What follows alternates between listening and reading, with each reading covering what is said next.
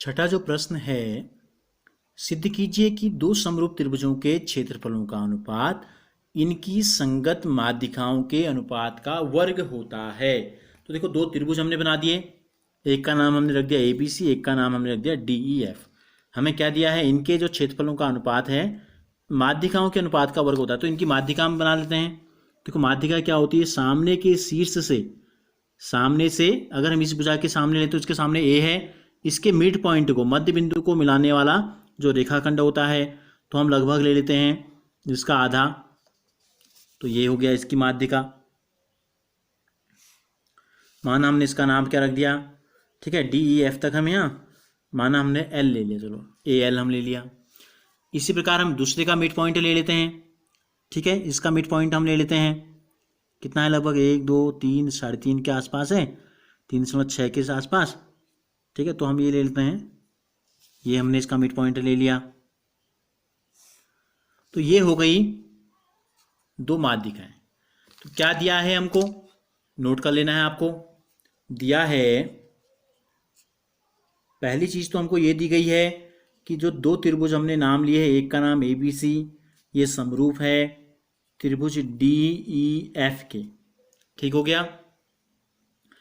और AL और AM जो हैं, AL व AM माध्यिकाएं हैं, दोनों त्रिभुज की क्या हैं, माध्यिकाएं।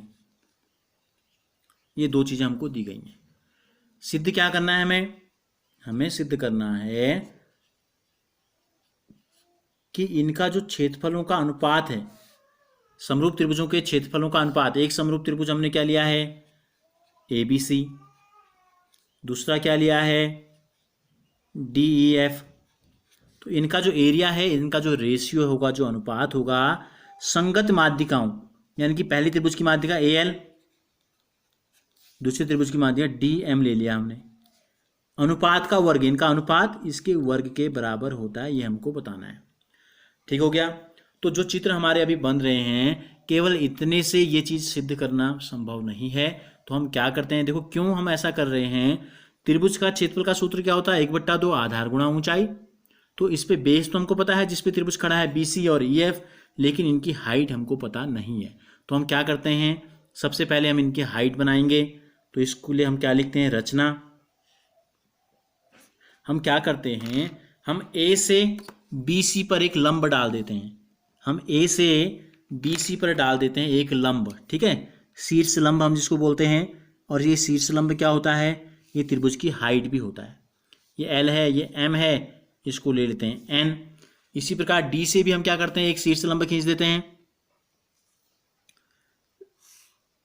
ठीक है, और इसका नाम हम ले लेते हैं, इसको हम ऐसे दिखा सकते हैं, लंब हैं दोनों दिशाओं में, MN, ठीक है, OP कुछ भी ले सकते हैं, P ले लिया हमने, कुछ भी हम नाम रख सकते हैं, ठीक हो गया। तो रचना में हमने क्या किया, हमने AN लंब डाला किस पे, BC पे, व DP हमने लंब डाला कौन सी भुजा पे, EF पे। अब हम शुरू करते हैं, इसको हल करने की कोशिश करते हैं। देखो बहुत आसान है, बस आपको क्या करना है, जो प्रमेय आपने अभी तक पढ़े हैं उन प्रमेयों को आपको लगातार रिवीजन करना है और याद रखना है समझते हुए, ठीक है। तो इसके उत्पत्ति की ओर हम बढ़ते हैं, और वीडियो को अंत तक जरूर देखना है, नहीं तो प्रश्न समझ में आपके नहीं आएगा आधा अधूरा देखने पर। तो अब हम इसको हल करना शुरू करेंगे। देखो क्या करते हैं, इससे पहले हमने एक प्रमेय आपको बताया था कि समरूप त्रिभुजों के क्षेत्रफलों का जो अनुपात होता है, एरिया ऑफ त्रिभुज ABC बट्टे एरिया ऑफ त्रिभुज DEF, इनकी क्या होता है, शीर्ष लंबों के अनुपात के वर्ग के बराबर होता है, AN। देखो इसको अगर हम सिद्ध करने लगेंगे तो फिर सवाल आपका फिर बहुत लंबा हो जाएगा। तो इसलिए हम क्या करते हैं, जहां आपको जरूरत है वहां पर हम इन प्रमेयों का प्रयोग पुनः कर सकते हैं। समीकरण नंबर 1, चाहें तो आप किताब में प्रमेय की संख्या देख लें और उस प्रमेय से आप लिख सकते हैं, या पूरा प्रमेय लिख सकते हैं। समरूप त्रिभुज के क्षेत्रफलों का अनुपात उनकी संगत ऊंचाइयों के वर्ग के बराबर, अनुपात के बराबर होता है। तो पहली चीज तो हमको ये पता है कि इसका हमको कहीं ना कहीं उपयोग करना पड़ेगा। दूसरा, अब हम क्या करते हैं, हम इन दो त्रिभुजों को ले लेते हैं, हम क्या करते हैं, इन दो त्रिभुजों को ले लेते हैं, ठीक है। या हम लेते हैं त्रिभुज ए बी एल, त्रिभुज ए बी एल व त्रिभुज डी ई एम में, इन दोनों त्रिभुजों में देखो ये दोनों त्रिभुज भी क्या है, सर्वांग से हम सीधे लिख सकते हैं, ये भी हमने पहले सिद्ध किया है। अगर आप करना चाहेंगे तो मैं आपको बता देता हूं। देखो ए बी सी क्या है, ये दोनों त्रिभुज क्या हैं, बड़े वाले एक दूसरे के समरूप हैं। तो समरूप त्रिभुजों के संगत कोण क्या होते हैं, बराबर होते हैं। तो इसका कोण भी इसके कोण ई के बराबर होगा, ठीक है। और संगत भुजाएं क्या होती हैं, समान अनुपात में होती हैं। ये दोनों भुजाएं ए बी बट्टे डी का जो मान होगा वही मान ए सी बट्टे ई एफ का होगा। और इनके आधे क्या हैं, ये आधा है दोनों का बी एल और ई एम, तो दोनों के आधे भी उसी अनुपात में होंगे। तो इस आधार पे क्या होता है, त्रिभुज ए बी एल ये आपका समरूप होता है त्रिभुज डी ई एम के, ठीक हो गया। दोनों क्या होते हैं, समरूप होते हैं। ये लिख देंगे समरूप त्रिभुजों की माध्यिका, समरूप त्रिभुजों की जो माध्यिकाएं होती हैं वो क्या करती हैं, उनको दो समरूप त्रिभुजों में विभाजित कर देती हैं। तो ऐसे कुछ आप लिख सकते हैं। तो ये दोनों त्रिभुज भी समरूप हैं, तो समरूप त्रिभुजों के संगत कोण क्या होंगे, बराबर होंगे। ये कोण, इसका मतलब कोण एल जो है, ये कोण एल इस कोण एम के बराबर हो जाएगा, इसलिए कोण एल बराबर कोण एम, कोण एल और कोण एम क्या है, दोनों बराबर हो गए।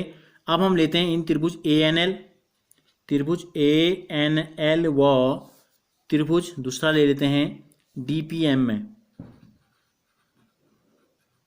इन दोनों त्रिभुजों में क्या समानता है, देखो इसका कोण एन और इसका कोण पी, कोण एन कोण पी दोनों 90 हैं। क्यों है 90, क्योंकि हमने रचना की थी, हमने ए एन जो है लंब डाला था बी सी पर व डी पी हमने लंब डाला था ई एफ पर। हम ये भी लिख सकते हैं, नहीं तो इसकी जगह पर हम रचना से भी लिख सकते हैं, ठीक हो गया। दूसरा ये एल और एम हमने बराबर सिद्ध कर दिए। समीकरण नंबर 3 ले लेते हैं, इसको ऊपर हमने नंबर नहीं डाला, ठीक हो गया। ये क्या थे, एल एम कैसे था, इसको हम यहां लिख सकते थे समरूप त्रिभुजों के संगत कोण बराबर होते हैं, ठीक हो गया।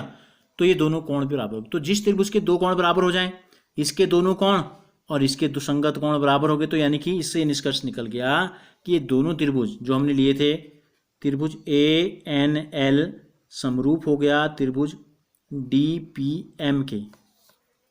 तो क्या होता है, समरूप त्रिभुजों की संगत भुजाएं समान अनुपात में होती हैं, इसलिए इसकी भुजा ले लेते हैं हम ए एन, इसकी भुजा ले लेते हैं डी पी, इसकी भुजा ले लेते हैं एन एल और इसकी भुजा ले लेते हैं पी एम, इसकी भुजा ले लेते हैं एल से, इसके लेते हैं एम से डी। समरूप त्रिभुजों की संगत भुजाएं समान अनुपात में होती हैं। तो ये लिख दिया हमने, कारण आपको हर चीज का लिखना होता है। समरूप त्रिभुजों की संगत भुजाएं हमने लिख दिया ना। अब हम देखो समीकरण 1 में आ जाते हैं। समीकरण 1 व 4 से अब देखो हमें सिद्ध क्या करना था, ध्यान से देखो, हमें सिद्ध करना है ए बी सी का एरिया और डी ई एफ का एरिया, जो हमने यहाँ लिखा है ए एल और डी एम के अनुपात के वर्ग के बराबर है।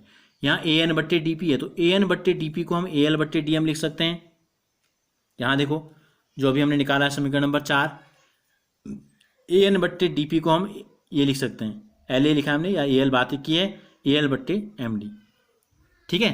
तो इससे हम लिख देंगे जो चीज़ हमसे पूछी गई थी उस दिशा में हम आगे बढ़ गए हैं, एरिया ऑफ त्रिभुज ए बी सी बट्टे एरिया ऑफ त्रिभुज डी ई एफ। जहाँ हमको ए एल बट्टे डी एम लिखा था, ये लिखा था, ठीक है। अच्छा ये सिद्ध करना है हमको, ये सिद्ध हो गया। हमने क्या किया, हमने ए एल बट्टे डी एम यहाँ लिख देते हैं, चूंकि कोष्टक में लिख देते हैं ए एन बट्टे डी पी, ए एन बट्टे डी पी का मान यहाँ क्या है, ए एल बट्टे या एल ए बट्टे एम डी हमने लिखा है, बात एक ही है। चूंकि इसका मान ये है समीकरण 4 से, तो हमने इसके स्थान पर जो समीकरण 1 में हमने ये लिखा था, इसकी जगह पर हमने ये लिख दिया। यही चीज़ हमें क्या करनी थी, यही चीज़ हमें शुद्ध करनी थी।